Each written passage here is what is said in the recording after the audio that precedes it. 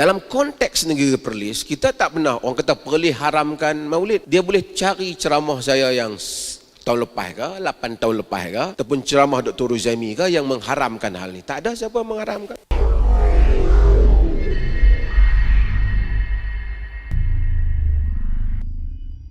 Sebelum saya nak jawab ni, saya nak sebut sikit. Ada orang tanya, pasal apa yang Perlis pergi sebut zikrar Rasul?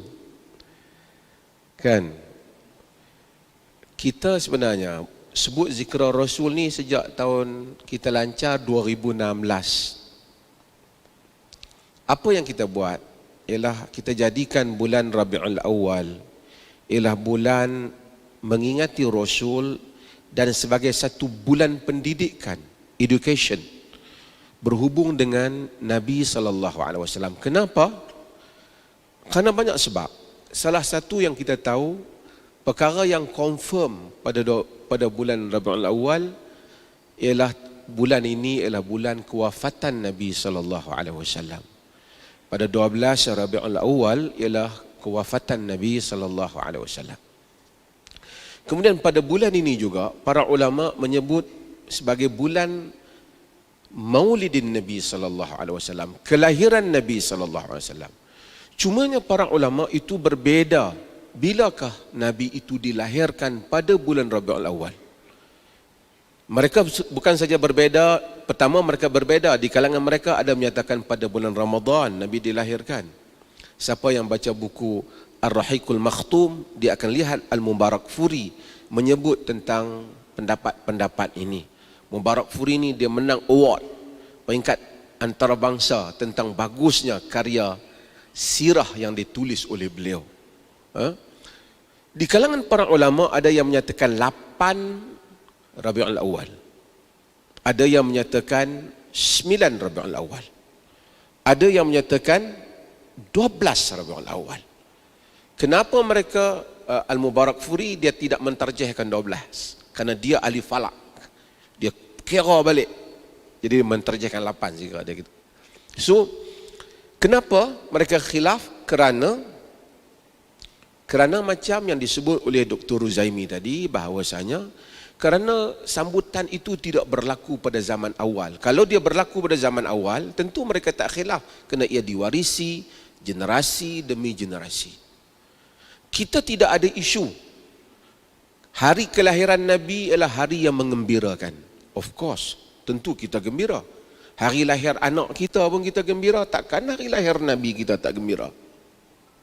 Kita tidak ada isu bahawasanya boleh bergembira pada hari kelahiran Nabi. Bahkan wajib bergembira. Kerana Nabi itu bashar, dia bukan terus muncul. Dia hadir ke dalam kehidupan manusia melalui kelahiran. Kita bergembira, bersyukur di atas kelahiran itu. Cumanya kita berbeza bagaimana cara untuk bersyukur di atas kehadiran itu. Macam mana nak bersyukur kehadiran itu? Maka Nabi SAW ajar kita bagaimana mencintai baginda. Dalam konteks negara Perlis, kita tak pernah orang kata Perlis haramkan maulid. Dia boleh cari ceramah saya yang tahun lepas ke, 8 tahun lepas ke, ataupun ceramah Dr. Ruzaimi ke yang mengharamkan hal ni. Tak ada siapa mengharamkan. Tapi kita mempunyai pendekatan kita sendiri. The whole month of Rabiul Awal kita jadikan bulan bukan saja mengingati kelahiran Nabi, juga kewafatan Nabi SAW. Kenapa? Kerana ia sangat penting. Pada hari Abu Bakar wafat, sebesar-besar musibah yang menimpa umat ini ialah wafatnya Nabi SAW. Tuan-tuan, hadirin dan hadirat, sidang penonton yang tengok juga, saya nak bagi tahu, kalau Nabi ada, kita semua tak berbeza pendapat. Betul tak? Melainkan orang-orang yang jahat sahaja. Kita semua akan bertanya Rasulullah, Ustaz Mak Reza kata macam ni, saya kata macam ni, Dr. Ruzaimi kata macam ni. Yang mana betul Rasulullah? Selesai isu kita. Tetapi Rasulullah SAW telah wafat. Karena Allah jadikan ia bashar, ia manusia. Dia bukan superpower yang tak mati, macam yang dikatakan wali kutub yang hidup tak mati-mati. Kalau ada manusia yang layak untuk hidup sehingga akhir hayat, sehingga akhir dunia ini, Nabi lah yang patut hidup. Kerana kita nak rujuk pada baginda. Tetapi seperti yang Nabi Al-Quran kata, Allah menitahkan nabinya menyebut, qul innama ana basyarun mislukum. Katakanlah aku ini bashar, manusia seperti kamu. Yuha ilayya, tapi diberi wahyu kepada aku. Maka Nabi SAW itu bashar, dia wafat. Pada hari dia wafat, Umar bagaikan kehilangan perasaan dan fikirnya sendiri. Sehingga dia kata, siapa kata Nabi wafat, dia akan ambil tindakan. Tapi Abu Bakar, orang yang paling dekat dengan Nabi, masuk melihat Nabi SAW, ternyata Nabi itu wafat. Apa Abu Bakar kata?